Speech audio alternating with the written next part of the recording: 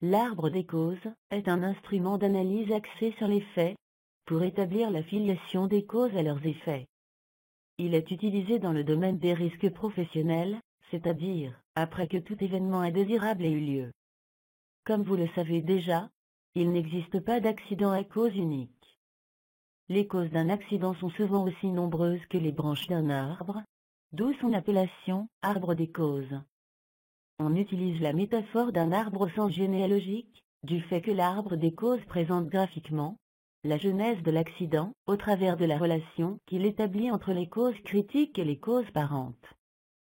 Cet outil vous permettra également de déceler des risques nouveaux, connaître des risques inédits, identifier les corrections immédiates, traiter les causes profondes, et de supprimer les risques potentiels similaires dans les autres secteurs de l'entreprise.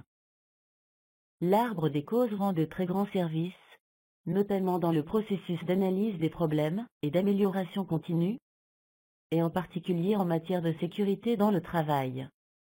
Cet outil méthodologique vous guidera et vous aidera à vous poser les bonnes questions, hiérarchiser vos besoins, mais encore à formuler les actions considérées comme prioritaires.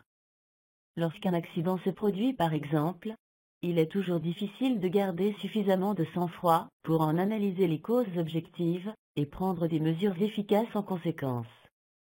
Après chaque accident de travail, l'employeur doit faire une enquête avec les membres du comité d'hygiène, de sécurité et des conditions du travail, et produire un rapport commun.